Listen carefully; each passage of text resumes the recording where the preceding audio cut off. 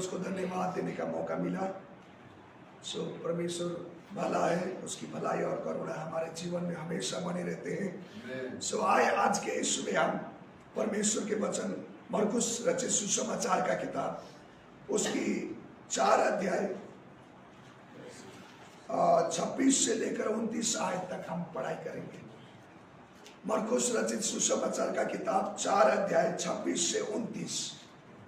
परमेश्वर के वचन में लिखा, फिर उसने कहा, परमेश्वर का राज्य ऐसा है जैसे कोई मनुष्य भूमि पर बीज छीटे और रात को सोए और दिन को जागे, और वो बीज ऐसे उगे और बढ़े कि वो न जाने। पृथ्वी आपसे आप फल लाती है, पहले अंकुर, तब बाल, और तब बालों में तैयार दाना।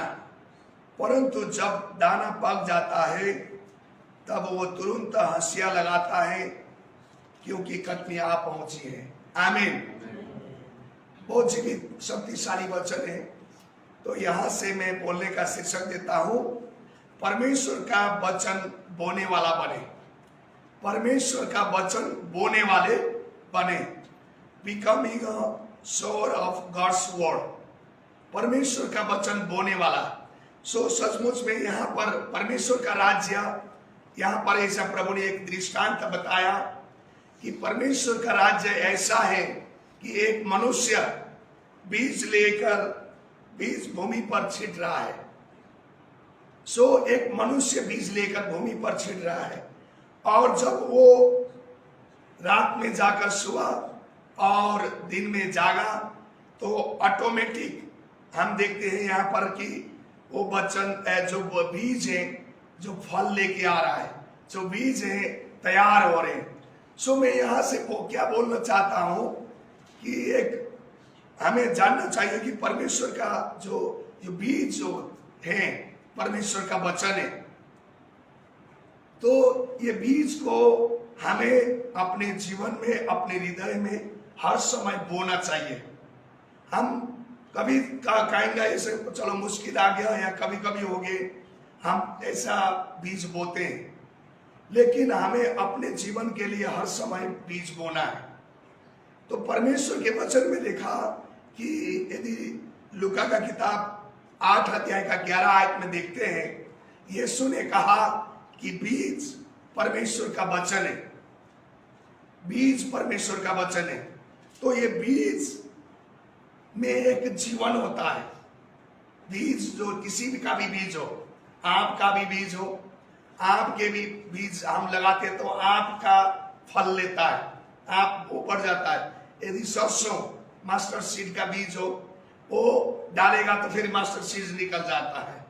तो इसलिए बीज में एक जीवन होता है, और वो जो जीवन है, क्योंकि हमें उसको बोना पड़ता है, इसलिए वचन दिया गया है। वचन है हमारे पास में, हम वचन भी सुनते हैं, लेकिन कितने दफा हम अपने जो वचन को बोते नहीं है, जिसकी वजह से काफी समय हमारे जीवन में हम जो आशीषित होना चाहते हैं, जो हम विजय का जीवन जीना चाहते हैं, हमारे जीवन में वो नहीं होता है।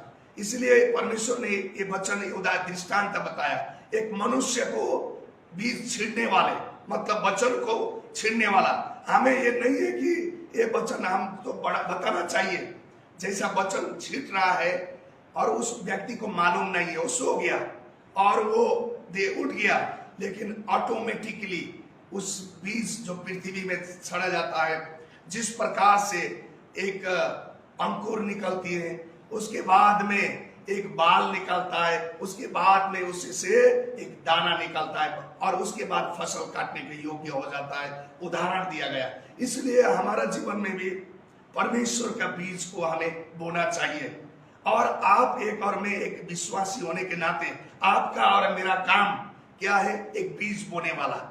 बीज को अपने जीवन में, अपने हृदय में बोने वाला बने रहे, ताकि आपके जीवन में जब आप बोलने शुरू करेंगे, आप एक शक्तिशाली, एक आशीषित जीवन जीना शुरू करेंगे। संसार आपको कुछ नहीं बिगाड़ सकेगा।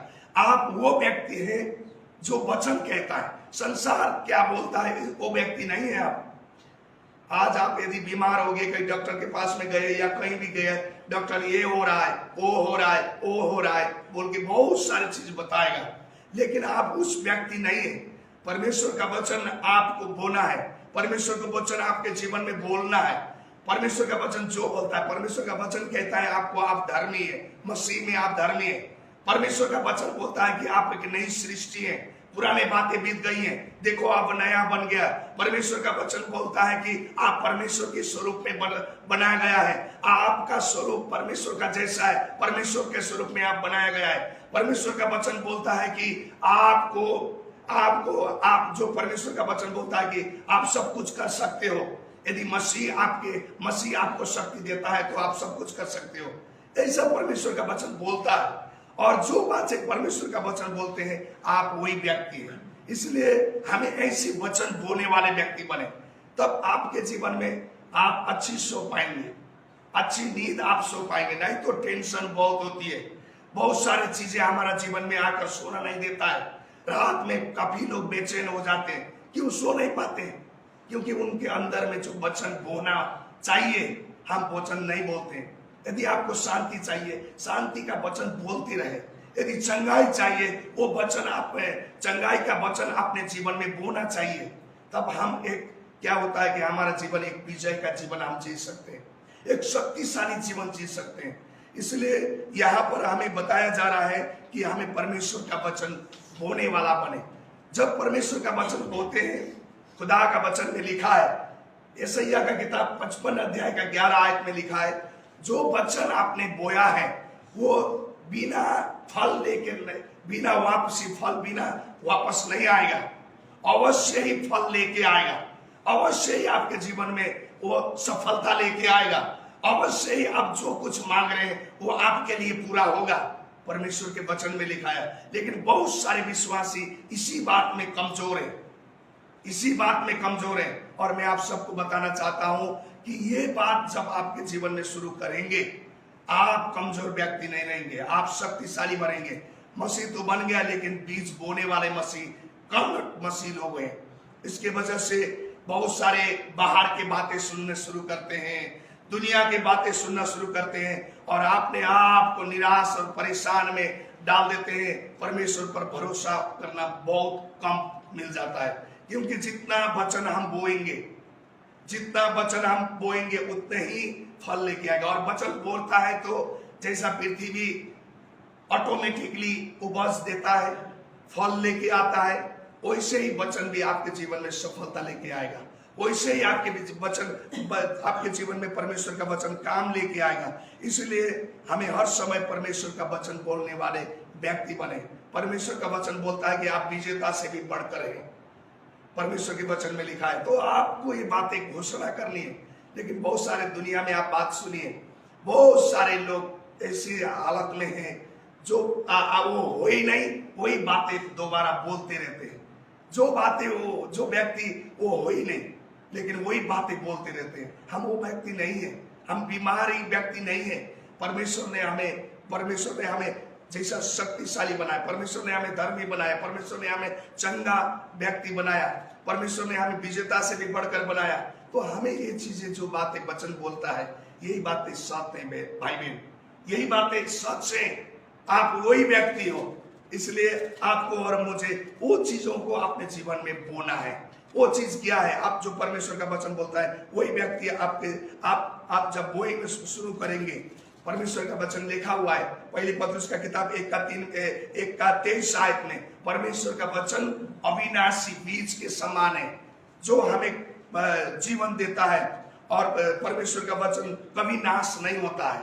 संसार टल के जाएगा, दुनिया टल के जाएगा, लेकिन जो वचन प्रभु ने बोला है वो वचन कभी भी नाश नहीं होगा। क्योंकि परमेश्वर ने वचन में लिखा है, मैंने वचन को स्वर्ग में मैंने स्थिर कर दिया गया है। वचन में लिखा है, भजन संहिता 119 का 89 में 89 में परमेश्वर का वचन लिखा। भजन संहिता 119 का 89 में लिखा हुआ है, परमेश्वर कहता है वचन को मैंने स्वर्ग में सेटल कर दिया गया है।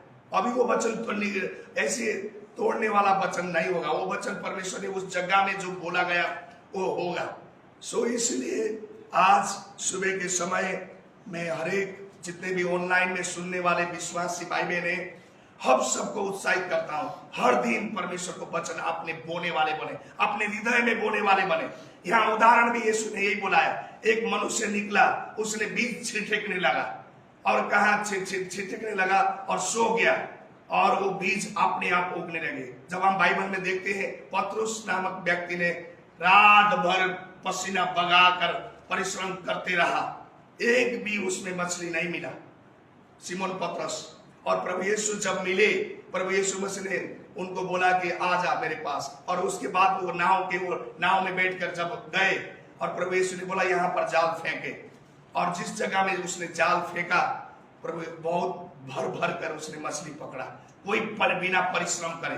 कोई परिश्रम किया पतरस ने ना, यीशु ने जो बात वचन बोल दिया वही बात उसने माना। ये वचन यीशु का है, यही बात मानिए आप, यही बात आपने अपने को बोलिए।